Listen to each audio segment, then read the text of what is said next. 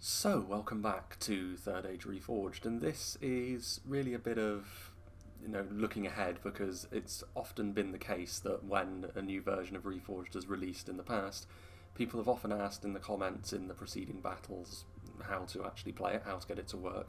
Now, I will precede this by saying that I'm pretty sure someone else has already made an installation guide, but the installation guide, honestly, that I'm going to be doing now is only a part of the information that I want to get across in this video, because there are a couple of miscellaneous things as well which I think will be important information going forward to anyone who wants to play Reforged and anyone who wants to really get the most out of it with the new version 0.98 now having been made public, which is an excellent thing, of course. And the first thing that I'm going to get into is possibly even the main reason why I wanted to do this video in the first place, because as much as the install guide will be useful, I'm sure, to some people, and some of the later information I'm going to give as well is sort of how to make additions in the future, which oftentimes does trip people up and can make games take a little bit longer to get into.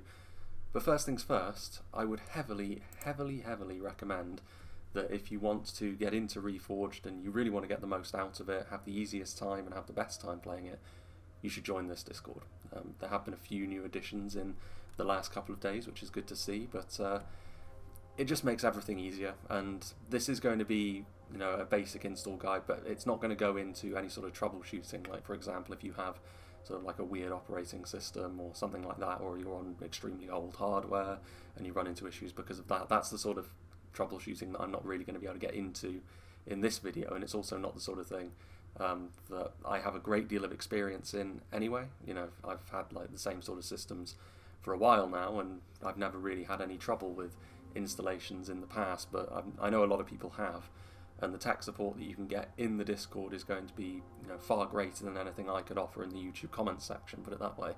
But also, once you get everything working, which shouldn't be too difficult considering the new installation procedure, which we'll get into just after this, when you actually get to playing the game, this is going to be the place to be. It will make games much easier for you to organise. It'll make new content that comes out in the future, like maps or that sort of thing, easier to get to as well, and this is obviously the central hub of all of that sort of thing anyway. Yeah, if you want to play Reforged, obviously it's not completely necessary to do so, but you are going to get much more out of it. You're going to have a much easier time if you join the Discord and get involved with the games that are here. But first things first, now we shall get on to actually the business of downloading it. Version 0.98, ModDB, this is where you want to be. There will be, of course, installation guides and such that you can read in words here. This is more just for a visual reference, and as you will find out, this is actually a relatively simple process. It's much simpler than it used to be. Very easy. Let's get into it now.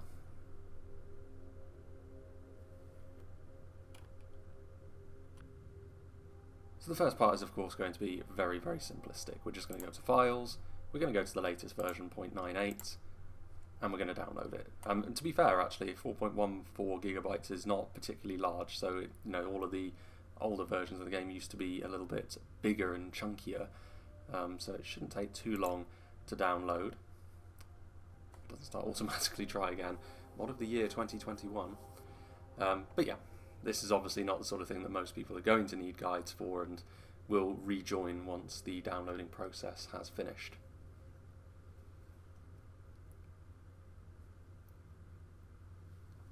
Now then, once that is finished downloading, you will see it automatically open in File Explorer. It is worth saying as well that there is a written version of the installation guide here. I'm going to be doing a couple of the steps slightly differently just to show people what's actually happening. Like they say to extract the files to the desktop, but I've found that in terms of organising the files, because I've been running several different versions and having to keep track of a bunch of things, that I've made a sort of like purpose-built folder essentially for all of the unzipping and for different versions and such. You can do that as well if you'd like, but if you want, you can also just do it to the desktop as well, because most of the process here is going to be automated in terms of the installer will do a lot of the heavy lifting for you, which in previous versions was not the case. You'd have to manually go down the file paths. You will still want to check them, of course, and it does mention that you need to make sure that the file paths are correct, otherwise it obviously won't work. But you won't need to go diving into the folders and manually to do it any longer. Anyway, as you can see here, it is downloaded into the downloads, and I will be I'm following the process of going through it manually in terms of where the file pathways are. For me, I've got Steam installs on the SSD. That may very well be different for you, but essentially it's just going to be wherever your Steam library is, Steam apps, common, and then as you move in you've got Medieval 2, mods is where you're going to want to be going as well. You can see that I've already got 2 different versions of Third Age Reforged in here. These additions on the end, like the old version, and then this is the version of the test build that was immediately preceding the public release, but having the _old and new on it means that the game, when it launches, doesn't recognize these as the true folder, so it doesn't impact anything at all. It does mention that you'll want to be deleting old versions, and for most people that is what you should be doing, and indeed I will be getting rid of these soon when I'm completely sure that there isn't anything left to be done with them. You can see here there's a folder called unzip area. This is the purpose-built folder that I've mentioned that I've made just to try and keep track of everything. This is not something you need to do, but it also is going to make visualizing what's actually going on here a little bit easier. So I'm going to go in here, new build, which is at the moment empty, and I'm going to transfer this across. As the written installation guide says, you can just do this on the desktop, but like I said, it's a little bit easier for me to keep track of everything, and in the future this may be useful for you as well. If there's future content that you want to get involved with as well, it can be a little bit easier to keep track of everything Reforged when it's all in one place, but we'll get onto that in the tail end of the video. So I'm going to extract it here as well, and you should see. Indeed, so you'll have 3 .bin files and 1 application. It's very important that all 3 of these are in the same place as the installer if you start moving stuff around afterwards, which you shouldn't really have any reason to do anyway, but you need all of these to be in the same place. Then it's a very simple installation process. Once you get to this point, simply click the installer, and it says you found the Medieval 2 Steam installation. So this is the automated part that I mentioned. In the past, you would have to extract things and everything you would have to run. You would have to go down the file structure as I just did and find mods and then put it in there. But now, the reason why they say you can just put it onto the desktop is it will do that automatically. So this will install Third Age Reforged version 0.8 or 0.98 on your computer. It's recommended that you close all other applications before continuing, but yeah, next. This is where you need to check that the file pathway is correct. Like I said, I've got it on my SSD, my Steam installs. So for you, it's just wherever your Steam installs are going. So this is going to be a little bit different from person to person, but I think the C drive is the most common place for it. As I've mentioned, it should be the case that it should be correct and it should find it just fine on its own, but it does pay to just check a little bit. I mean, this automated application I think was a WK invention, so another very fine addition indeed. You can see here it says at least 15.83 gigabytes of free disk space is required, so this is where the full file sizes come into play. But yes, we go next and then just install, and it should be as simple as that. So in much the same way as the downloading process, this is going to take a little while for it to chug through, so we'll rejoin on the tail end of the loading bar going through the motions. Now then, with that done, you should be just about ready to go. Very, very simple as an install process, but there are a couple of things first that you need to do before you're fully ready. One is more optional, but it will make your life in terms of finding games and all of that sort of thing far, far easier. And the other is just making the launching process work the way that you would expect. So if we finish there, and then if we just have a quick look, it should now, if you go to the mod section, you can see that before there was just the _new and old. Now there is the complete release version of 0.98 in the file structure in mods. But first, in order to make sure that everything runs smoothly, if we navigate over here to Steam, one thing that we're going to want to do first and foremost, this is just going to make your life when it comes to finding games significantly easier. If you go over to settings and to download, you can see the download region here is UK London, and this is the region which many of the core player base of Reforged have always used. So if you're not seeing any games active, even if you happen to be in a Discord voice chat with a game that's ongoing, this is very likely the reason for it. If you're not on the UK London download region, then you will not be able to see the game, because the Medieval 2 multiplayer lobby partitions things based upon this. So you will need to change it to UK London if you want to see these games for the most part. And most other games I don't think this affects, so you could just leave it, but obviously if this is something that affects you, you will need to switch back and forth, but it is very worth keeping that in mind. And the other thing, this is something which has, could cause a little bit of confusion, but if you go to properties, you can see here that the advanced launch options, there is this string here, and this essentially means that once you hit play on Total War Medieval 2, it will launch into the Third Age Reforged mod. If you don't have this, I believe it's still the case that if you don't input this string, it will default to launching standard Medieval 2, because obviously you see in the mods all of the, if we go back over to the mods, all of the other DLCs essentially for Medieval 2 are still in here. So the default will be that it will go into standard Medieval 2, but if you input this string here, it will launch Reforged. Now the interesting thing here is that you can have both, if the only ones that you want to play, and of course this has been the case for me for quite a while as well, the only Medieval 2 content I really do is Third Age Reforged, and you can see just above Silmarillion Total War. Silmarillion has a different launching process that it goes through, so you can just leave this string in here and the standard launch for Steam will work for Reforged, and then Silmarillion has its own thing going on where you go in and launch a separate exe. So the two can live in complete harmony really without you needing to change anything once everything is set up, but that's a different matter really in terms of the Silmarillion install. It's a little bit different, but once everything is set up, if you do want to play both, you shouldn't have to change anything once that is the case. But once this is done, once you've set the launch string, once you've set your download region to be in the same one as the games that you're intending on joining, you should be ready to go. But before we continue, there are going to be a couple of other things that I'm going to go through now as well, which this is more something for the future, because it is something which has tripped people up, and generally speaking it's not the end of the world, but it has made lobbies, pre-game lobbies, take far too long in the past. So essentially future content is what I'm going to be going into now, and the process for downloading and installing and making work things like custom maps, custom battles, and even going into potentially custom assets that some of the core dev teams sometimes release for specific individual maps and such. But all of it works in pretty much the same way as the old style of manually installing Third Age Reforged. So I'll go through that now with an example from a previous custom map that was released.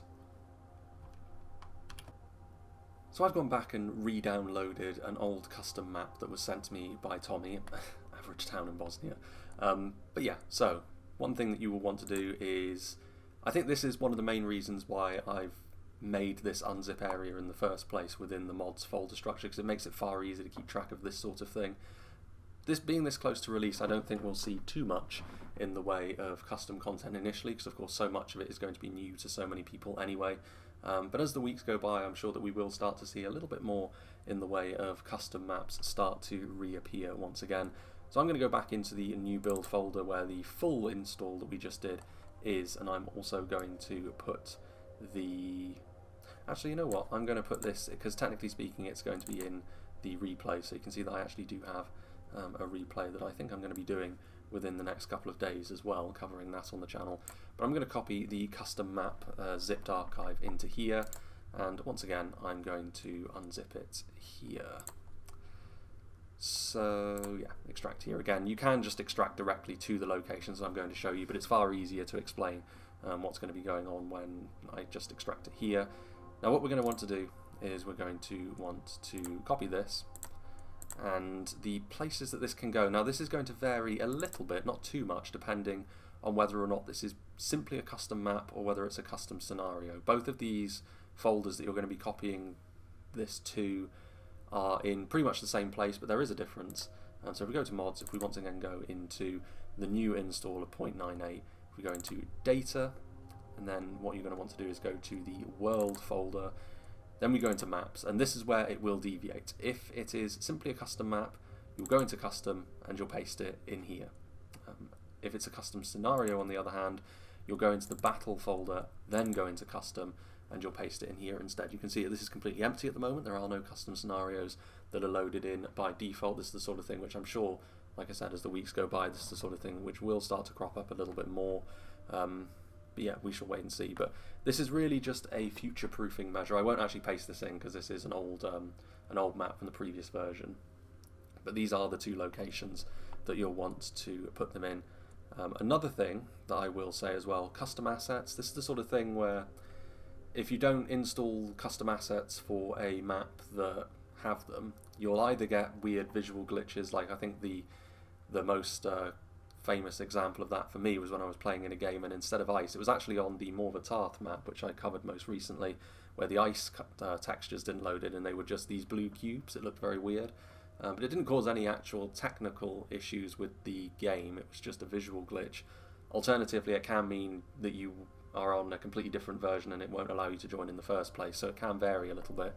But if one of the central dev team does release custom assets for a particular map, very often they will just have it be the data folder, so you will be able to just overwrite the data folder, and then all of the stuff that makes the game up is in here anyway, so it will overwrite these. Alternatively, it may just be the individual file, which it's going to be one of these, generally speaking. I don't have an example of custom assets being released recently, but it is worth bearing in mind that if you are in a lobby where they're playing a custom map which does include maybe different assets that aren't in the game by default, it's probably going to be just a case of overwriting this data folder, but if not, it will be one of the files within the data folder that you're going to want to overwrite. So it's a similar process really to downloading custom maps and putting them in the right place. It's just going to be something a little bit different that you do instead.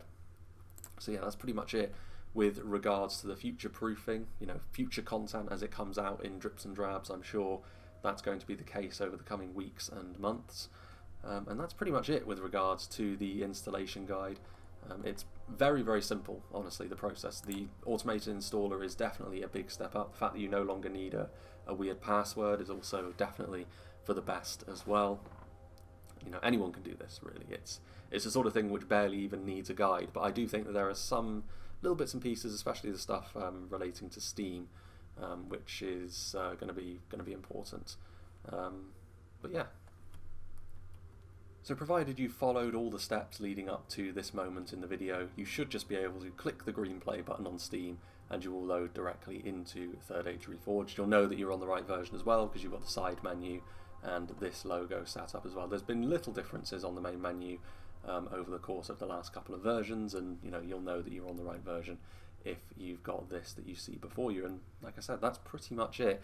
I will leave links to the ModDB and the Discord in the description below. Obviously, if you want to play Reforged, you're going to have to download it, so the ModDB is completely mandatory. But I would also really, really heavily recommend that you join the Discord. I mean, there's no real reason not to if you want to play Reforged. It's going to make everything so much easier in terms of setting up games and in terms of, if you do have individual problems like crashing issues and that sort of thing, it's far easier sorted out when you've got the Reforged community there to help you rather than, just trying to wing it and trying to make it work and ultimately getting frustrated. The technical support is one of the best things about joining it, but also just the fact that organising games is far, far easier than just joining random lobbies. So yeah, I would really heavily recommend that you do that. And yeah, that is pretty much it. It's very, very simple as far as an install process goes. I mean, mods can be a little bit weird and wonderful when it comes to making them work, and that was the case in the past as well, in pretty far in the past now in all fairness, but Reforged used to have some eccentricities when it came to its install process, but as far as mods go now, it's pretty much as simple as it gets. So, I hope you found this somewhat informative, and I hope to see you all on the battlefield soon, and maybe we'll bump into each other. So yeah, I hope you'll join me for whatever is next.